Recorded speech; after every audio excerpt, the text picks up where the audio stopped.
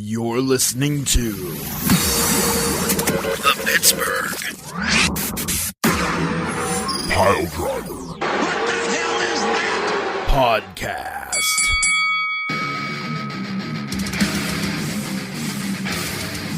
Hey everybody, sorry about the confusion, but we'll figure out Facebook Live technology somewhere in the future. What you're going to get now, though, is a mini episode of the P3 podcast. We're going to do some mini-sode. We're going to do some AEW West Side Story picks. We're gonna talk about it. We're going to discuss it. We'll make fun of each other a little bit. You know how we do. You've heard pick shows before from us, and that's what it's going to be. It was supposed to be live, but Facebook blows goats and doesn't make things easy on anybody. So instead of doing that, we're just going to do a recording. I'm sure you'll probably hear this after AEW West Side Story. No big deal. Who cares? We don't. We're just happy to be here. Enjoying the fellowship. And we're happy to be here with you because we love you. And we want you to hear our voices talking about wrestling. So let's kick it off. Beef, our resident scribe, if you want to go ahead and kick off this show with some picks, the pick list there, Buster Brown. Maybe camera's not such a good idea. So for those of you who didn't catch our live stream, which was, Wait. Live stream. Heavy quotes on that. It was live for 13 minutes, and it was very heavily, me talking for 13 minutes and silence on the other two. But just like the podcast, huh? Precisely. You leave him alone. He's a handsome fellow. He's a good boy. He's a good boy. To truncate our first picks, we all picked Serena Deeb to retain the NWA Women's title because she just won like 2 weeks ago. Yeah. Fucking duh. So we will move on right along also to props to her. Yeah, props to her. Mad props to Serena Deeb. Glad to see her getting back in. Hope she could parlay this to a bigger run. Not that NWA is not big, but hope that she can parlay it to an AEW or WWE run ultimately, because those are the goals. Hashtag goals. Hashtag damn it, I was just about to say it. Get out of my head. That's why you're my champ, Ransom. We will move to the show, or the match that was supposed to be on the pre-show, which was Orange Cassidy versus John Silver. Cena. It's so much bullshit. Like, people are like, "Oh man, Orange Cassidy, he's getting a big push. Orange Cassidy, he beat Chris Jericho at All in? Yeah, Full sale? It was in a silly. Listen, at the end of the day, though, that was in a silly match. It was a good match. It was a good match, and he does have a win over Jericho. But it was a rubber match, though. He's 2-1 against Chris Jericho. But I'll tell you, 100% what deflated his push was losing to Little H twice. Losing to what? Little H, Cody. 2 times in a month he lost to Cody Rhodes, and man. Well, okay, no, you know what? I will retract that. He did not win against Cody Rhodes. The first match was a draw. So the second match though was a Cody Rhodes victory. So yay, Little H.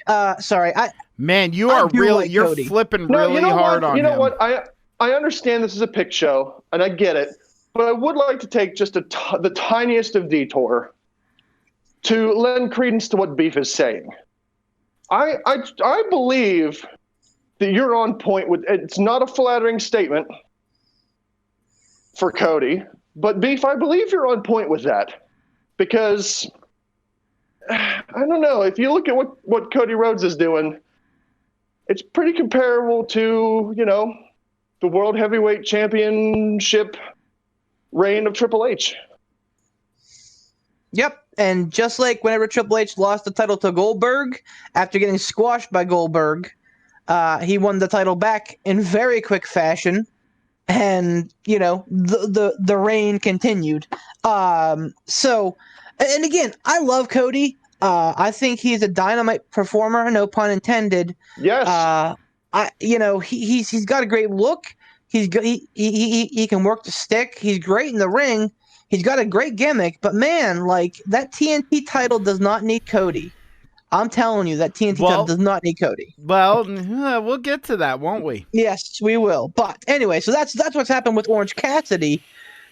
I think that's why he went from like, hey, almost a main eventer to, and that's so. When we talk about Orange Cassidy, I've told you guys that it's going to be peaks and valleys with him. That it's going to be a roller coaster. He's either on his way up or he's on his way down, and that, the character, I believe, inherent.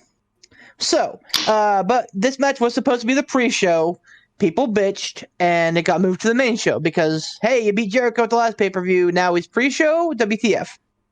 So, Orange Cassidy, John Silver, Poot, what do you got? I don't see the point in Silver winning this match. I think they're gonna kind of put a net under Cassidy. Yeah, he fell a little bit. But I think they're going to put the net under him. Cassidy has to win this. Like, unless they're going to push Silver to the, like, push him harder, it has to be Orange Cassidy. I mean, he beat Jericho. Like, to have him not beat Silver unless there's some fuckery about, like, it doesn't make sense. Ransom, what do you got? I'm going to agree with Poot. I'm going to call Orange Cassidy. The only way that I could see him not winning this match is if they truly see him as strictly an enhancement talent, gimmicky match type talent. I think that would be a mistake. I think there's a possibility that they could see him as that. But I think that if they did, I think that's a mistake. He is more of a gimmicky wrestler with his shtick that he does, but he's got legit in-ring talent, and when he lets loose on the mic, he has legit mic talent.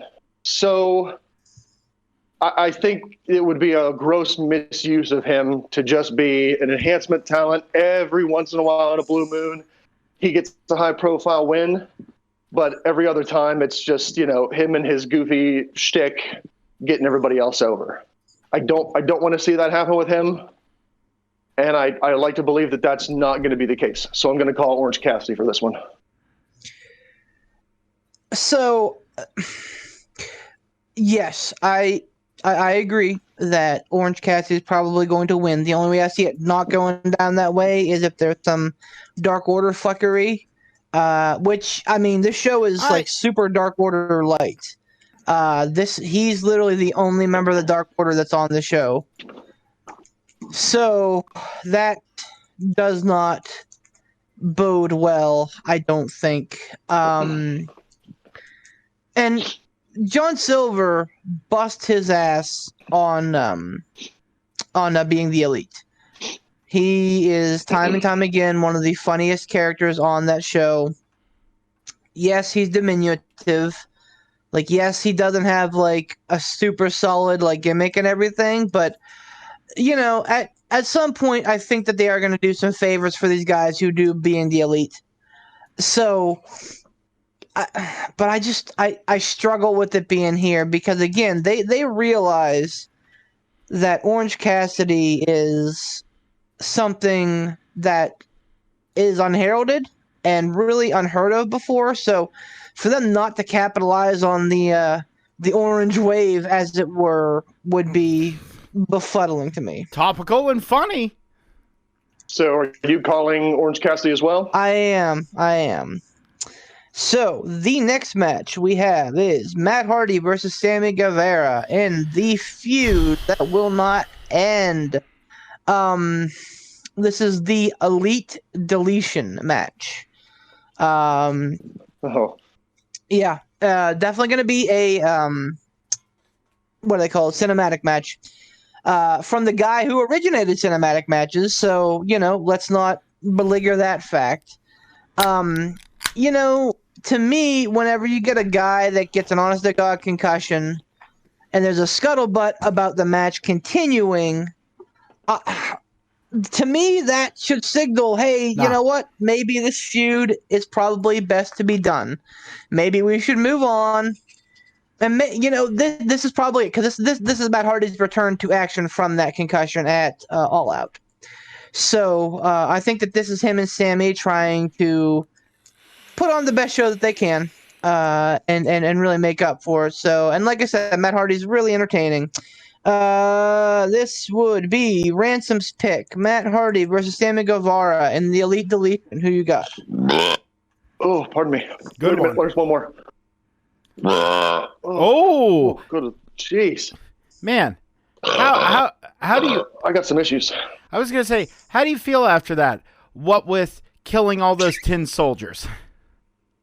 I think I'm incubating a crate dragon in my tummy. So Mazel tov. I'm going to call Matt Hardy for this because I think after the way that the last match ended, I think it makes sense for Matt Hardy to come back and win this.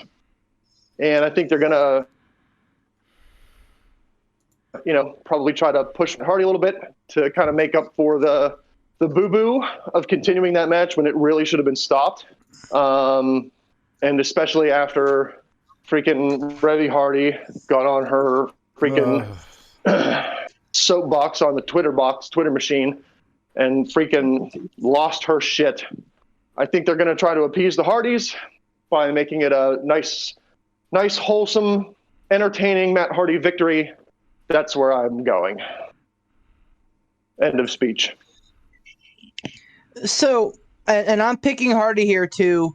The only sticking point, because again, AEW is very formulaic. You send the fans home happy.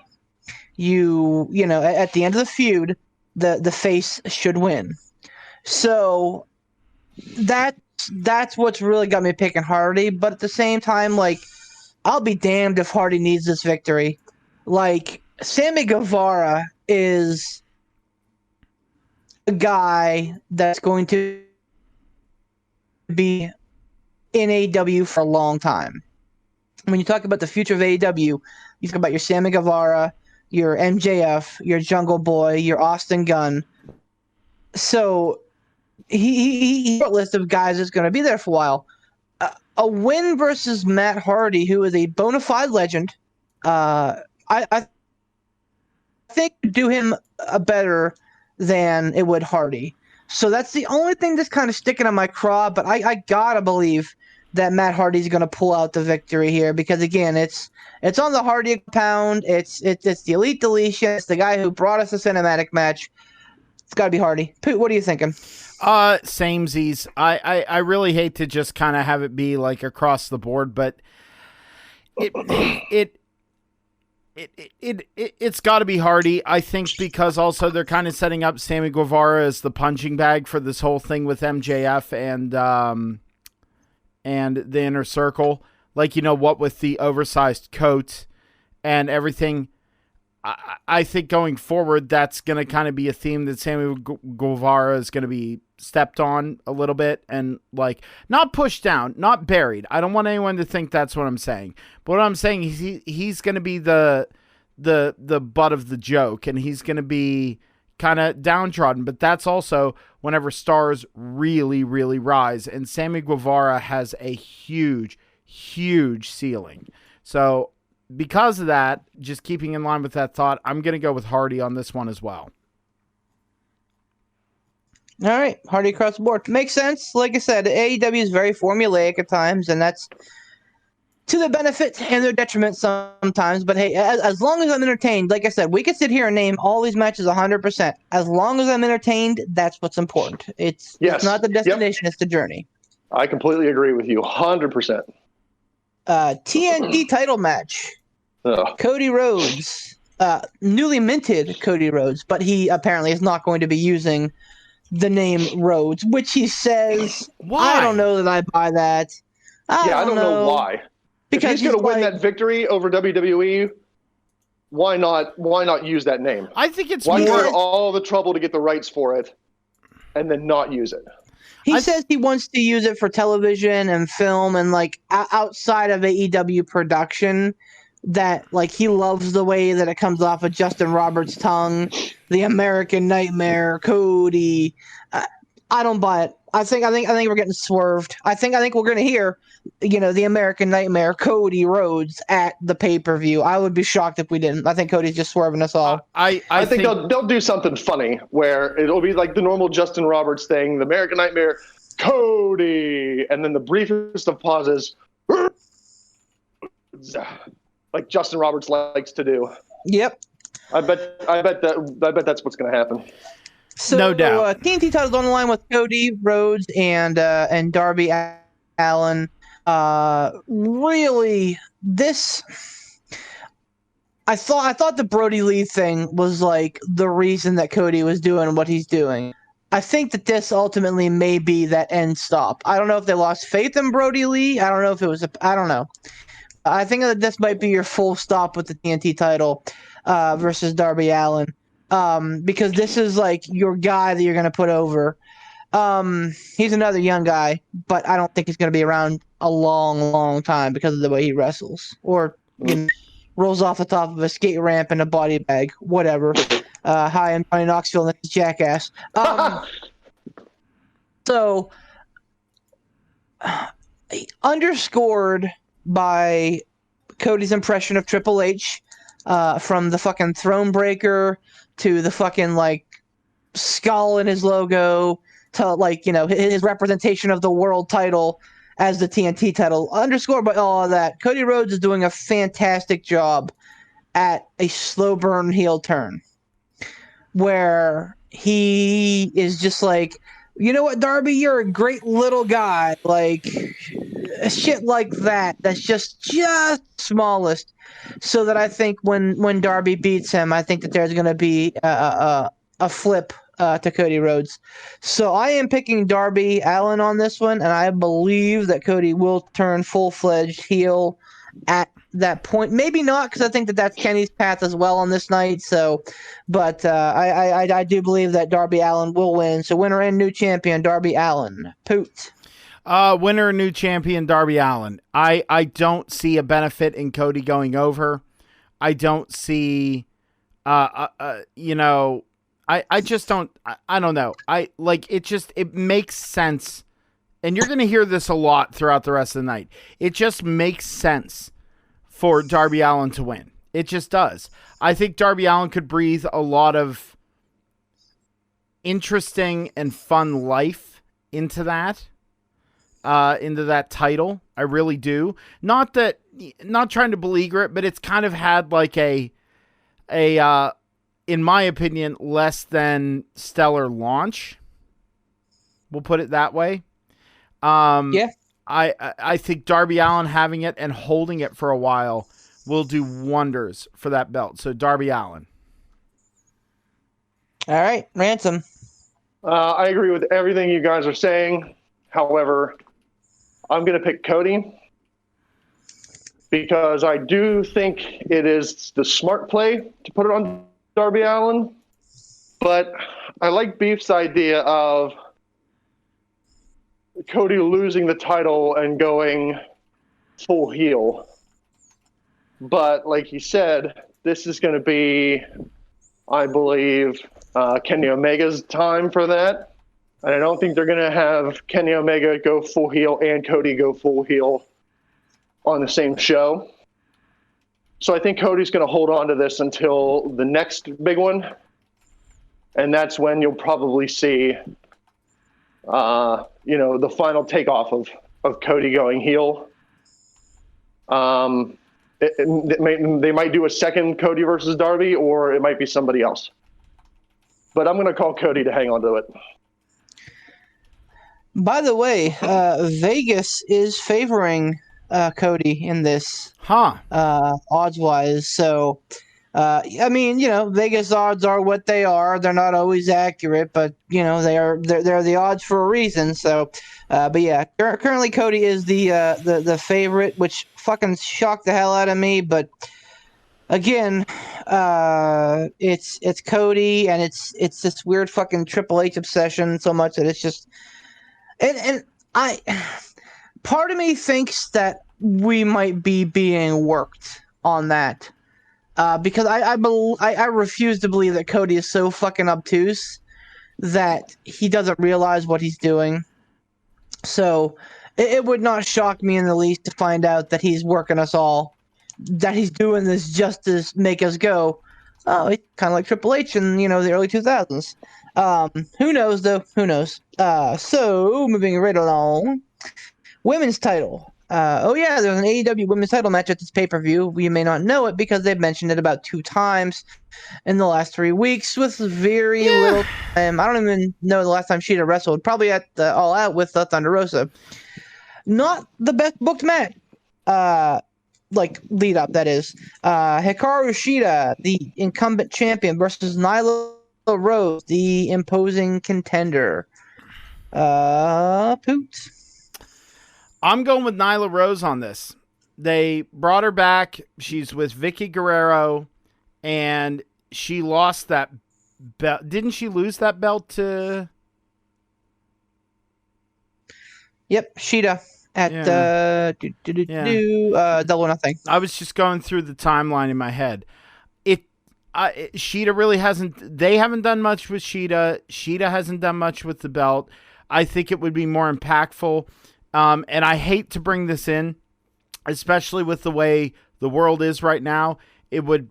Oh boy. It would probably, from a business standpoint, if I was a businessman, if I was Saul businessman, I would say that it makes sense to put it on not Thunder Rosa. Good Lord, what is wrong with me? Nyla Rose. Nyla Rose. Thank you. So I'm going to say Nyla Rose on this one. Ransom? This is one where I have real no education on it. This is going to be a pure guess. It's a toughie. Mm-hmm. Yeah. This is purely a guess here. But I think they're going to be pushing Nyla Rose, especially since they put her with Vicky Guerrero. Vicky Guerrero's a good heater. Vicky Guerrero could get heat in her sleep. I know a lot of people give Vicky shit for the excuse me shtick, but the woman she's good at what she does, and she's good at getting heat. Agreed. And I think that dynamic between those two, Vicky is probably the perfect person to launch Nyla Rose into just a world of heat. So I'm going to go with Nyla Rose. All right. I am actually picking Hikaru Shida. So, as far as the whole political side of things, I'm not saying that's going to be a big factor. I'm just saying that you can't, at this point, ignore it. AEW to make a peep about it, her first run. I found out about it by happenstance, and yeah, I mean, if you take a real good long look at her, you might go, okay, I see it. But realistically, it took me finding that out to go, oh, really? So, I don't think it's gonna play in because they know their audience and they work to their strong suits. More importantly, though, I think that AEW believes that their women's division is their one weakness, and I would kind of agree because outside of Shida and Rose and Baker, it's a pretty steep drop. Now, there are up-and-comers like Ivelisse and I can never remember Ivalice's running partner. They're both on the way up. Swole, she tries hard. Swole tries hard. It's very apparent that she is Cedric Alexander's girlfriend. Cedric, good God. So at this point, it's a running gag because Cedric the Entertainer, except for Cedric's not very entertaining. So Wow. I Tell us how you really feel. there's a pretty big drop off here, and honestly, like if you want to put your best foot forward, you want to have your best performer being the champion, and that's Hikaru Shida. So until they find someone better than her, and plus Kenny Joshi's the guy who's basically booking the women's division. So if it's up to him, I'm sure that she'll have a nice long run. She's had it for 6 months, not even. She retains here. I don't know what's going to happen with Vicky and Nyla, but I agree with Ransom that Vicky's a great heater, but plus I think that a Britt Baker women's title run is not too far off. So I think that they're going to have her beat Shida for that title. So yes, I am picking Shida to retain. The next match we are looking at is for the opportunity to win his way into the inner circle. Maxwell Jacob Friedman, MJF, will face Chris Jericho. These two are absolute scene eaters. They will just gobble up your TV every time that they get a chance. Their bit with the song and dance was absolutely outstanding. I don't care who the fuck you are; it was amazing. And the town hall meeting, while a bit heavy-handed, was still very fun and just a good time. So I think it's going to be a good match. Fucking Jericho and Max put out a great match, right? I think it's going to be a really good match. I don't know that MJF needs the inner circle. I don't know that the inner circle needs MJF. I'm interested to see where it goes. So I think that MJF will win his way into the inner circle, but I don't know how that's going to lead. And I think it's probably going to lead to a Jericho MJF, like, honest to God feud down the line, which is going to be absolute money. But in order to get that kick started, I think that they need to be friends first. So I'm picking MJF to win and get into the inner circle. Wasn't that my first pick, though? Shouldn't I pick first on that? No. I thought Poot picked the last one first. I don't know. Maybe. Yeah, because Beef picked Rose, I picked Rose, and then Beef picked not Rose. Oh yeah, it was your pick. I'm sorry, Ransom. I stole your pick. You can have my pick first next time. Poot, what do you got? Who are you thinking here, Jericho or MJF? Oh, MJF. Again, they got to have it because I think MJF is going to eat that organization from the inside out.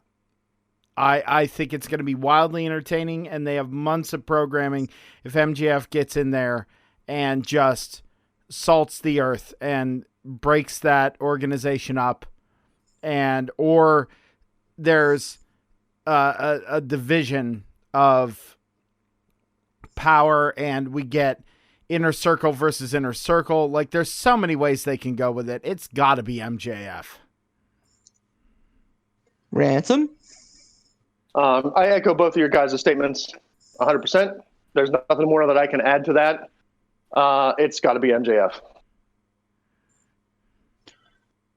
That may be the match of the night, by the way. And there are a lot of matches on this card that could be match of the night. That may be the match of the night. FTR versus the Young Bucks.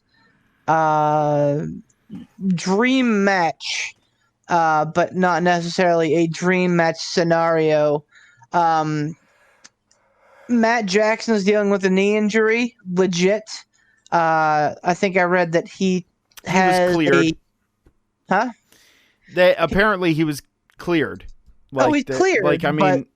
I read that he basically damn near tore his MCL, and he's dealing with a partially torn ACL as well from the match with the Butcher and the Blade. And they've just been kind of forcing this in here. I think it was Cash. Cash Wheeler said that the build hasn't been what they expected. So, and I'd agree. It's kind of weird because the Bucks were kind of bad guys, super kicking everybody, but then oh hey, they're good guys again. It's been awkward. It's been a little awkward. Bud. Yeah, been weird. But that does not take away from the fact that these two teams can absolutely go, despite it being a clash in styles. The other aspect to this is that the Young Bucks are pulling a Cody. And said that if they do not win the titles on Saturday, tomorrow, they will never vie for the AEW tag team titles again. Yeah, but no, go ahead. No, I was going to just turn the floor over to Ransom for his pick. What were you going to say, Poot?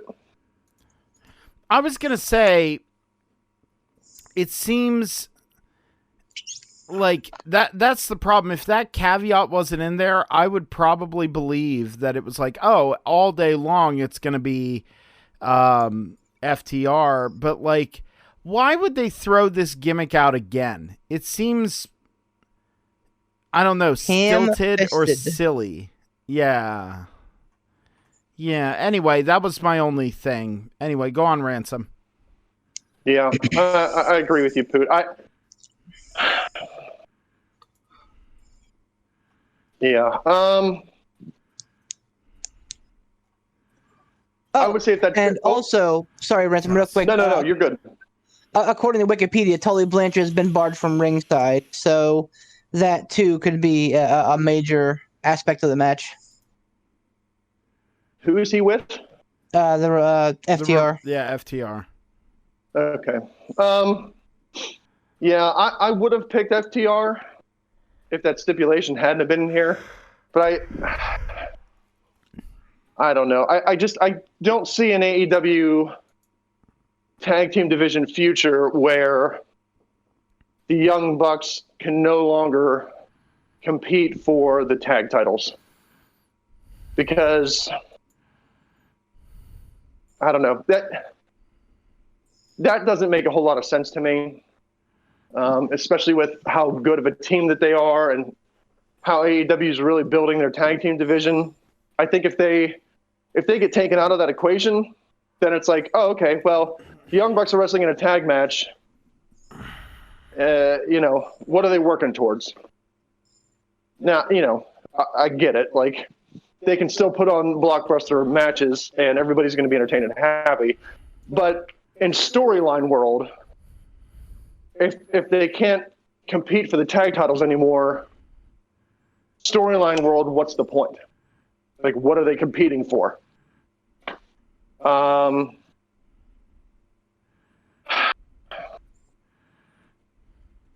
So I don't know. Yeah, I think I'm going to go with the Young Bucks, just because it doesn't make sense for them to lose and then not be able to compete for the titles anymore. That seems weird. Cody made sense, but these two don't. I agree with Ransom in that it does not make sense for the Young Bucks to lose and never be able to fight for the titles ever again. I'm picking FTR to win the match.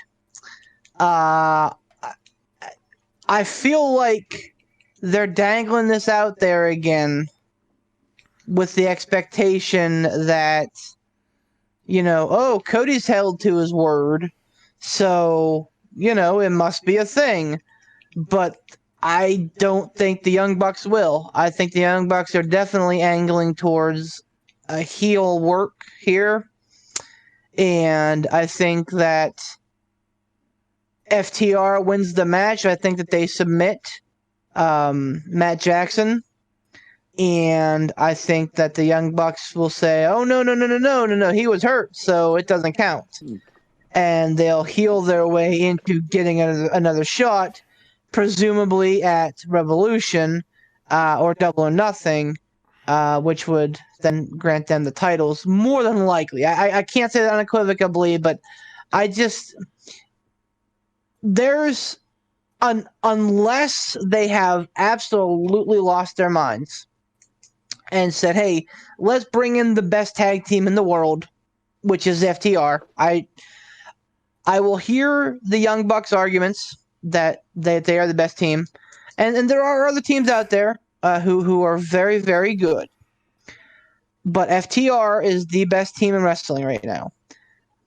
There is no way in hell you bring in the best team, you give them a short reign only to put yourselves over. If that's the case, I think that there's going to be some major rethinking done within the AEW structure, because I would have a big time problem with that. I'll tell you that straight out. But unless there's something goofy or something like storyline driven, but FTR should win this hands down. So I think that they will. Sleepy Poot, who you got? Oh yeah, Sleepy Poot. Listen, man, I've been up since 4:45.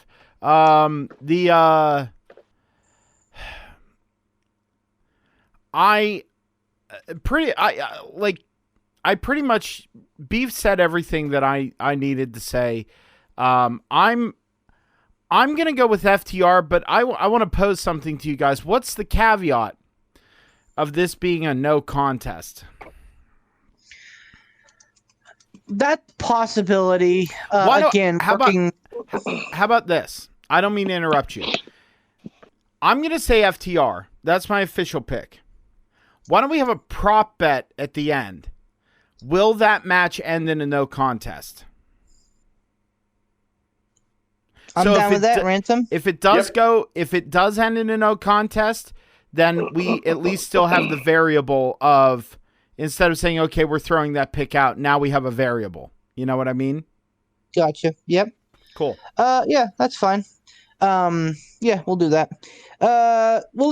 Since we're talking about it, we may as well go ahead and have that chat right now. So I'll go ahead and just talk real quick. I just don't know why they ham-fisted that a stipulation in there 2 weeks before the show. Like, this is a dream match. You don't need some fucking shtick. So the fact that they brought that shtick in tells me that there's going to be some goofiness, I think. There's going to be fuckery about. But I think we will get a definitive winner and a definitive loser. So I am saying no, this will not be a no contest. Poop. Why are we starting with you? Wouldn't we have started with me? I was just talking. All right.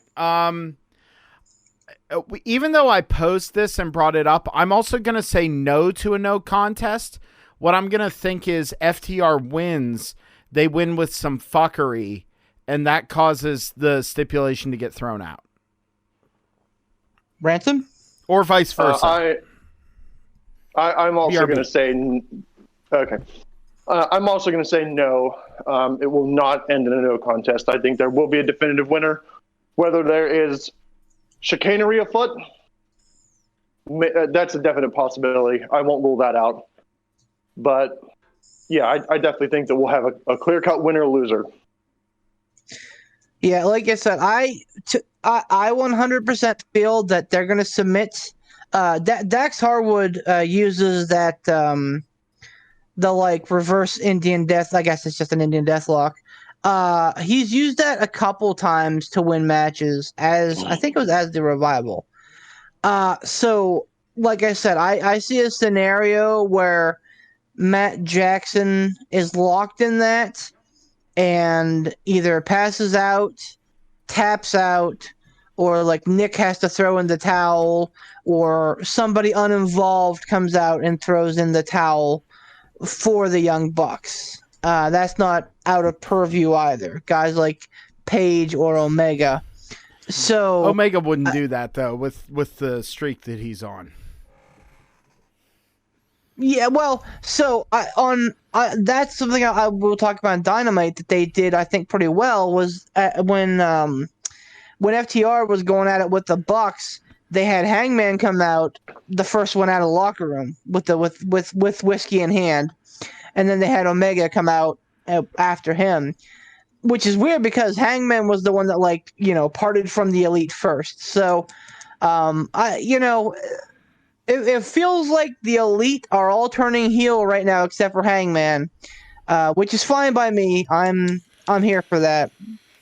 But outside of seeing somebody from their corner come out and throw in the towel, which I think this year in particular has been overdone, with Brian Cage and Jimmy Uso both doing it in the same calendar, or Taz doing it for Brian Cage and Jimmy Uso doing it for Jey Uso, both in the same calendar year. I don't think that that's going to happen. So I think that it's literally going to go down that Dax is going to have him in that reverse Indian, or the Indian Deathlock rather, and he's either going to pass out or tap out, something like that. So You put a lot of thought into this. Hey, I try. Big brain time. For the number one contendership for the AEW World Heavyweight title, the finish of the AEW number one contender tournament, Hangman Page versus Kenny Omega. Enough said, man. This feud's been brewing since Revolution. And they both played it well. I love cocky, cleaner Kenny with the big stupid entrance and the big fucking list of accomplishments that Justin Roberts leads off with. I'm here for it. So I love that he has a thing where he just throws in a random thing like he has a friend in North Carolina. Like, it's a great gimmick, man, and Kenny's really selling it well. Like I said, these two are two of the best right now. So this is gonna be another great match. Poot, who do you pick? Omega versus Hangman Page. Omega. They just started Omega on this run. It doesn't make sense to not have him like go one over on Hangman and have this be Hangman's like kind of quote unquote come to Jesus moment where he just goes, all right, time to put away the bottle, time to get serious, time to be Hangman. You know what I mean? And then work his way up and eventually knock Omega off of that pedestal. So I think this is Omega's time. I think they're doing this big push. It just makes sense. I'm going with Omega. Ransom? I agree with Poot. Kenny Omega. I've been writing the story for the last couple of months where the big heel Omega shows up, takes out Moxley, and then Hangman works his way back up and beats Omega after a nice long run. That's long-term storytelling. And AEW has promised us that that's what they're on board for. So I do believe that we get the start of that train with Kenny Omega having a victory over Hangman Page. I think it will go clean, and I think it's going to be an outstanding match. Finally, for the AEW Heavyweight title, in an I Quit match, Jon Moxley, the defending. Eddie Kingston, the challenger. This feud is personal. This feud is the best thing that they have going right now. Anytime that they put a fucking mic in either Eddie Kingston's hands or Jon Moxley's hands has been outstanding.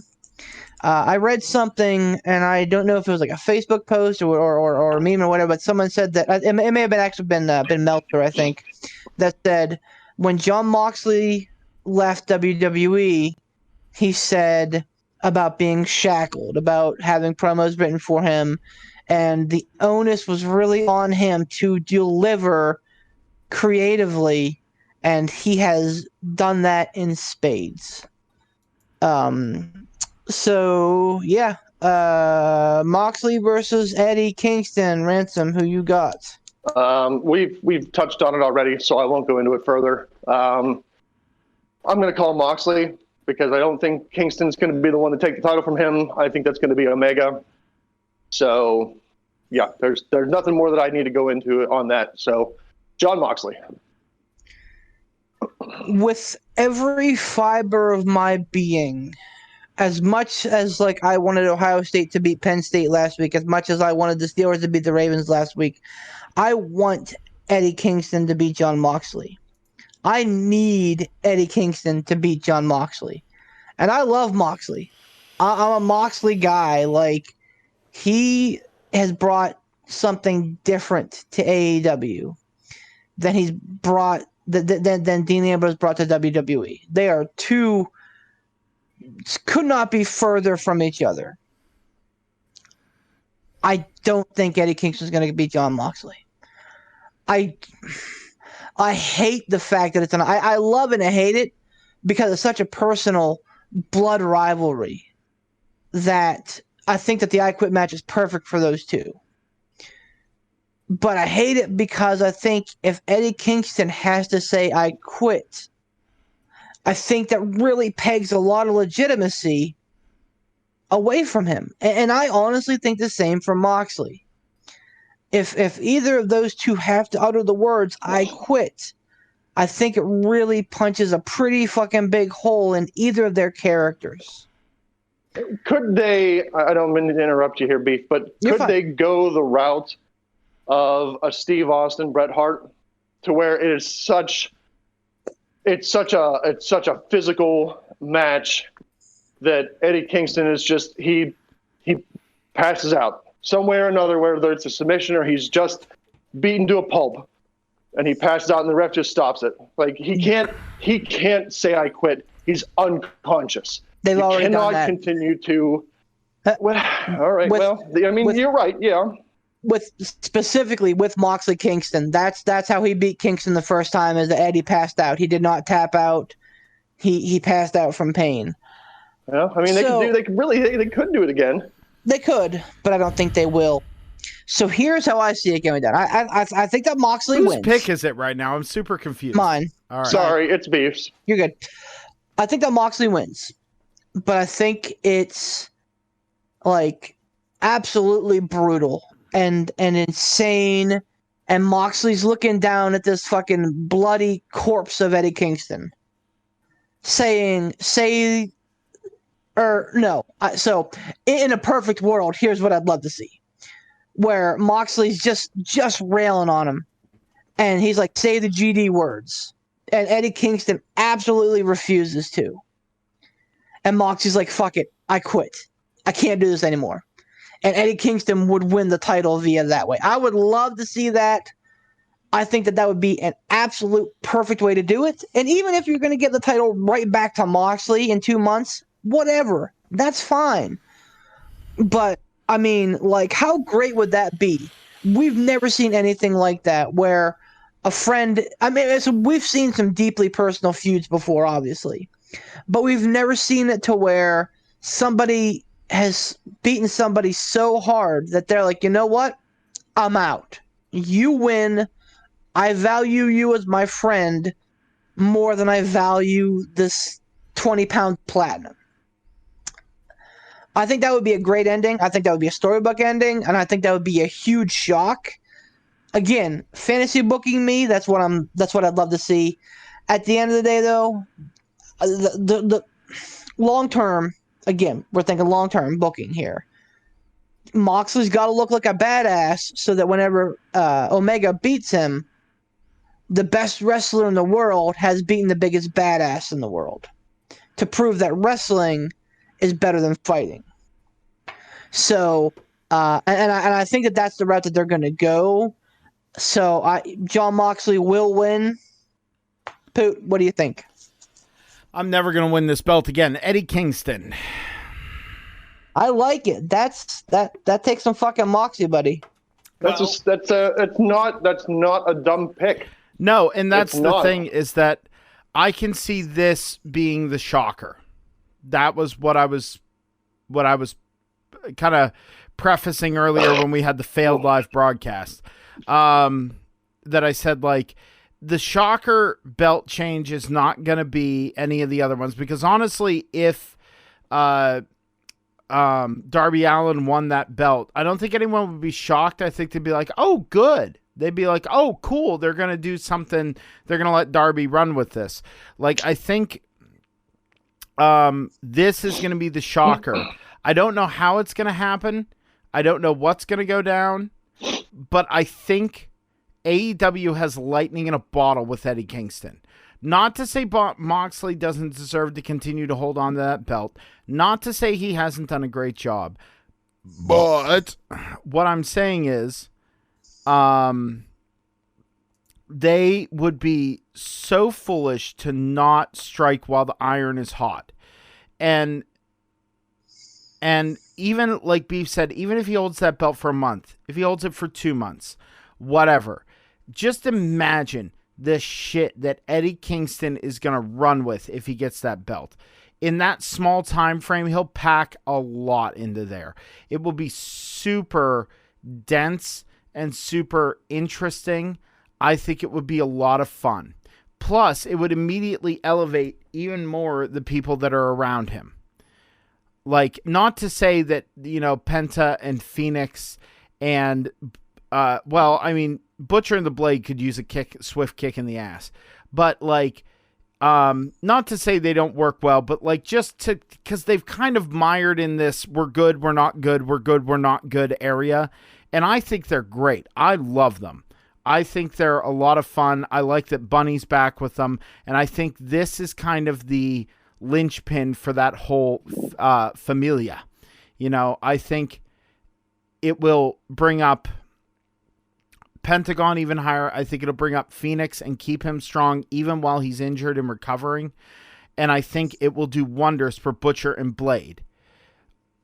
I just think that they would be so foolish to not put this belt on Eddie Kingston, because Moxley could eat every single pin in the universe and people will still love him. He can say, I quit, and have a crisis and come back even more brutal and painful. And this could lead to a match where Moxley has to dig even deeper into the darkness and have a faux death match with Kingston to get that belt back.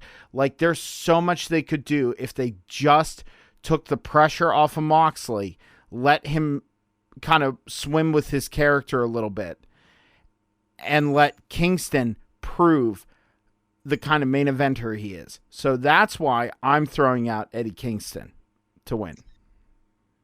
Here's something else to think about too. I could 100% see it go down the way that I'm thinking, where Moxley just, as opposed to destroying one of his best friends in the world, chooses the path of least resistance and saying, hey, you know what? I'm out. I'm not doing this anymore. Eddie, you win. And, fucking Eddie Kingston in a bloody pile, has the title draped over him. He fucking smiles, his big bloody tooth grin. And then, within a month or two, or maybe even a Revolution, Kenny Omega challenges for that title against Eddie Kingston. Moxley gets involved somehow, either as a special guest referee or something, and just fucking nails Kingston, just out of nowhere, just destroys him. Kenny picks up a real fucking easy victory to take that title, and then you set off this big fucking Mox Eddie Kingston blood feud, which, like you said, Poot, I think we could see end in a lights out match. Yep. Which is kind of Moxley's thing, which is fine, whatever. I don't care. But yeah, I think that this match is going to be as close to a lights out match as you're going to get to AEW. We'll see. Man. The reason that they're giving this an I Quit match is because I think that they're going to go some fucking deep, dark places that they've been in their past. So, gentlemen, this is the point of no return. This is last call. Real quick, we all picked Serena Deeb, Orange Cassidy, Matt Hardy, MJF, Kenny Last Omega. Call for alcohol. We are split on. I picked Sheeta. You two picked Rose. Poot and I picked FTR. Ransom picked the Bucks. Ransom and I picked Moxley. Poot picked Eddie. None of us think that it's going to be a no contest for the Bucks FTR. I will be the first to lock in my vote and say that I am solid on Full Gear 2020. What about you two? Champ. Who? Champ. Champ's prerogative. Hey, it's champion's advantage. This belt's got to mean something. We're just making up rules as we go, huh? I'm locking mine in as well. Mr. Ransom? I'm going to switch one. Okay. You two have talked me out of my pick. I'm switching to FTR. Okay. I think that's the smart play. All right. So, FTR across the board. Okay.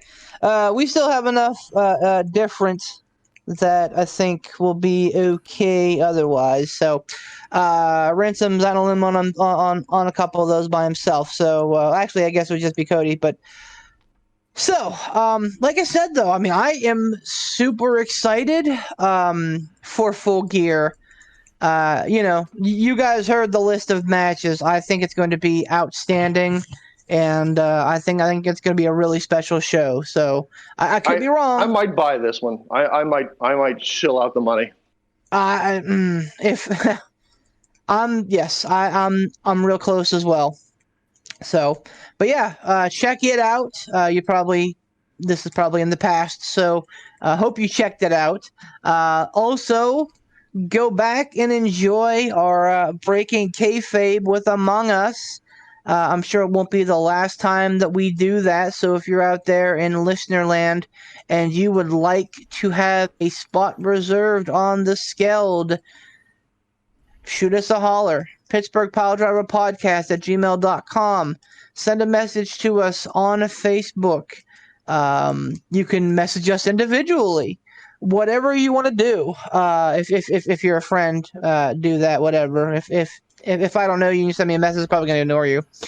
But nicest guy in the world, this guy. Hey, that's it. I'm playing it up. I'll probably at least answer you with the nice guy thing. But we have that request from Nick in to watch that Raw. So I'll probably watch that tomorrow morning before football starts because, May as well balance out the day, like all things perfectly balanced. We're going to see an awesome show tomorrow night. So may as well watch a really shitty show tomorrow morning. So we'll probably be talking that a little bit next Thursday. Thank our sponsors real quick. We want to thank Casual Gaming Dad and everything he does for us on Facebook. You can catch him there or on the Twitch machine at Casual Gaming Dad underscore. Is it underscore 84 or just 84? 84. So Casual Gaming Dad Casual Gaming Dad 84 on Twitch and the You'll YouTubes. eventually get it. Yeah, right. And we also want to thank Sean Tischler and how he's done with IWC Clearfield. I see you, Sean, posting things, memories and things. I see you. I think that we're not that far off. So hopefully,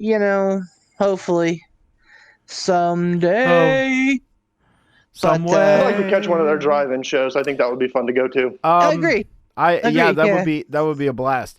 Also, if you guys don't mind, because I mentioned it on some recorded episodes. You mind if I mention my other podcast?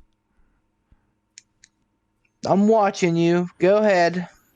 So, if anyone out there is a guitar gear or music nerd, my buddy Matt Horn and I started a podcast. We call it the Tone Bros Podcast. That's just bros, not brothers. It's Tone Bros Podcast. You can find us on Spotify and Anchor right now. Hopefully it'll grow, but we talk about like pedals, guitars. We talked a bit about Eddie Van Halen and his tragic passing. We talked about... we're going to be talking about on the next episode about literally $95,000 worth of Adam Jones, who is the guitar player of Tool, his signature guitar with Gibson getting stolen. So we're going to we talk a lot about fun stuff like that. Make sure to check us out. We're also on Facebook at Tone Bros Podcast on Facebook. yeah, it's just a lot of fun. It's something. It's my other nerdy podcast. So I haven't listened to one of those yet. I'm sure that I will, but I'll preface this with this. I'll listen to one of those. I'll listen to some of those shows. You know, I'll poke my way through it. But if you're going to shout that out on the P3 podcast, that P3 podcast better get plugged on every one of those shows. Well, you know, the first couple. Because if that stops, this is a tit for tat relationship there, Pootsky. I got that. Don't you worry. And Matt also, by the way, it'll make you feel good. He's also a big wrestling fan too. All right. So there you go. All right. Okay. All right. Well, there you go. Right. I'll leave it. So go check out the Tone Bros podcast. Go check out Casual Gaming Dad. Go check out IWC. And for goodness sakes, continue to check out AEW and NXT. Survivor Series looks like it's already kind of a crap show. Oh, damn it. We'll see. But we'll see. For Poot the Bard, Bebe, the absent yet always with us, Tiger Bonton. Uppercut? Oh, wait. Myself, your lowly wretch of a legend as Beef. And wait. You're reigning, defending, undisputed Chooserweight Champion, the Mad Champ, Mr. Alec Ransom. Beef, close us out. Thanks for listening to this episode of the P3. Have a wonderful evening. Suck it, Facebook. Balls.